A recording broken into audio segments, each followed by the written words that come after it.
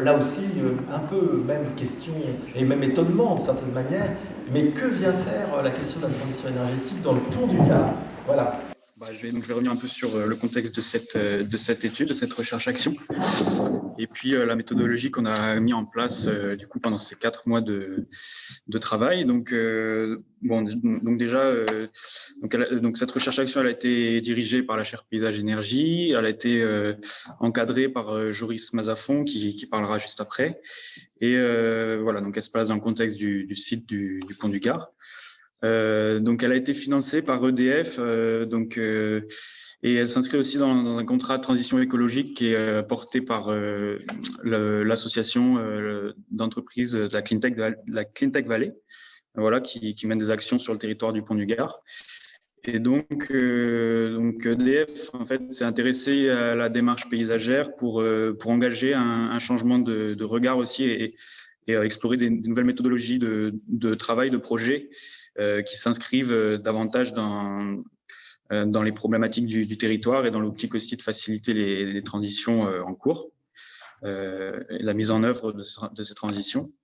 Donc, le site du Pont du Gard, donc effectivement, c'est un établissement public de coopération culturelle qui recouvre 165 hectares de sites paysagers en fait. Donc, il comprend l'ouvrage, donc l'édifice du pont aqueduc du Pont du Gard et son écrin paysager. Donc, c'est vraiment cet ensemble qui forme le site classé, donc à la fois inscrit dans une zone tampon UNESCO et donc un site classé grand site de France. Voilà, donc c'est un ensemble une diversité de milieux aussi, donc de ripisylves, des milieux plus secs, de calcaires, de garrigues, et donc qui marque un seuil, comme on voit sur la photo ici, entre un milieu, donc les gorges du Gardon, qui sont une réserve de biosphère importante et reconnue, et la plaine du Gardon rhodanien, qui est sous influence métropolitaine d'Avignon et de Nîmes. Voilà, donc l'objectif ici, ça a été de développer une démarche paysagère qui soit propre aux problématiques du site, du Pont du Gard, et en vue de l'inscrire dans une dynamique de transition. Donc le site, donc on est sur un territoire qui est soumis à des pressions d'ordre divers, donc liées donc notamment au contexte climatique méditerranéen qui implique donc des épisodes de crues notamment très rares et en même temps violentes. Voilà ce qu'on appelle les gardonnades, donc qui a un impact assez important sur des temps très courts, et puis des périodes de sécheresse qui vont en s'étendant, et donc qui augmentent aussi un risque d'incendie là qui est représenté en rouge sur un ensemble assez vaste. Et puis une pression aussi liée à l'urbanisation, donc comme je disais, sous l'influence de Nîmes et d'Avignon, et de l'autoroute A9 aussi qui passe au large du site, et donc qui implique donc une périurbanisation depuis plusieurs décennies des villages, donc jusqu'aux portes même du site du Pont du Gard. Donc la recherche-action, elle s'inscrit aussi dans des réflexions qui sont portées par le PCC, à la fois sur donc l'évolution de son modèle économique, donc qui est porté sur le tourisme, et aussi sur une révision du plan de gestion du site, des espaces des espaces du site, et sur l'évolution aussi des choix de médiation culturelle donc du site autour d'enjeux plus contemporains, c'est-à-dire l'adaptation au changement climatique, les transitions en cours. Donc, durant ces 4 mois, donc on a réuni en fait un comité de pilotage qui s'est constitué de plusieurs, une diversité d'acteurs et d'expertise, donc des historiens, des archéologues, des botanistes, aussi des énergéticiens et notamment des paysagistes, et aussi donc la présence des services de l'État pour construire une méthodologie, en fait mener une démarche de co-construction voilà, qui a pu émerger et se constituer grâce aux expertises, aux sensibilités de chacun. Donc, dans un premier temps, il a paru assez essentiel d'approfondir la compréhension du site par ses héritages multiples, donc les traces de ces héritages dans le paysage au cours de l'histoire. Et donc, c'est un site qui est d'autant plus intéressant enfin, voilà, un aspect d'autant plus intéressant que c'est un site qui est très étudié depuis assez longtemps, et puis sur des nombreux aspects à la fois historiques, écologiques, géomorphologiques, etc. Donc, dans ce contexte-là, l'approche cartographique, elle a montré des limites assez franches pour construire une vision commune, et donc on a fait le choix de développer plutôt une vue en volume, donc à vol d'oiseau, et ce qui a permis de penser le site dans toutes ses dimensions, à la fois spatiales et temporelles.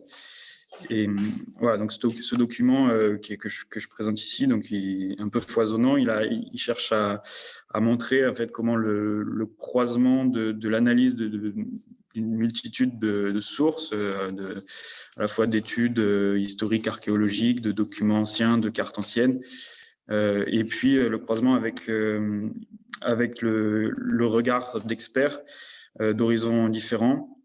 Voilà, tout ça combiné dans une approche plus sensible, artistique, ça a permis de construire collectivement un récit qui est propre à l'histoire du site, en mettant l'accent sur le rapport des communautés humaines à l'énergie et sur l'empreinte de ce rapport dans la réalité du territoire. Donc, voilà, on a pu construire comme ça un potentiel de situation, donc par la mesure de ces héritages. Et donc, sans forcément rentrer dans les détails, mais on a pu comme ça en tirer au moins 2 enseignements majeurs dans notre contexte. Donc, le premier, c'est que voilà, sur plus de 10 000 ans d'histoire des sociétés complexes, depuis le néolithique ancien jusqu'au 19e siècle, on a pu montrer que c'est une économie qui a toujours été principalement rurale et ancrée dans le milieu environnant et attachée à une économie de moyens. Donc, évidemment, il y a eu des fortes évolutions avec des innovations techniques qui ont permis de développer telle ou telle agriculture. Voilà, avec l'essor des moulins, par exemple, au Moyen-Âge. Mais en étant toujours basé sur un système agraire méditerranéen, donc un système agro-silvopastoral qui était adapté aux conditions à la fois climatiques, pédologiques, botaniques, etc. De la région. Et donc, on a toujours trouvé cette triade de céréales légumineuses associées à de la vigne et de l'olivier. Donc, c'est vraiment, pendant des millénaires, en fait, une vraie permanence du monde rural avec des fluctuations en fonction des époques. Et puis, le second enseignement, donc c'est en fait qui a permis de mettre en évidence une rupture franche aussi qui s'est opérée au XXe siècle, en particulier à partir des années 1950.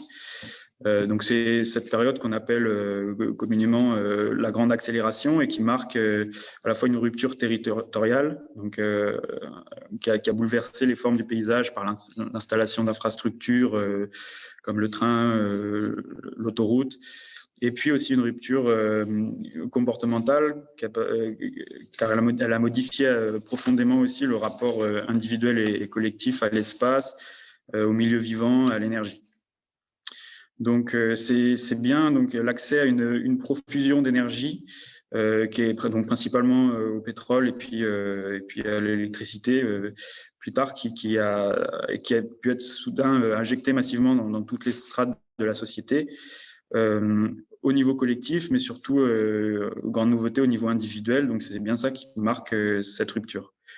Avec donc un métabolisme urbain qui a vraiment gagné en complexité, toutes les formes qu'on connaît aujourd'hui, et puis les formes rurales qui, elles, se sont au contraire simplifiées par le machinisme agricole, par différents choix politiques, etc.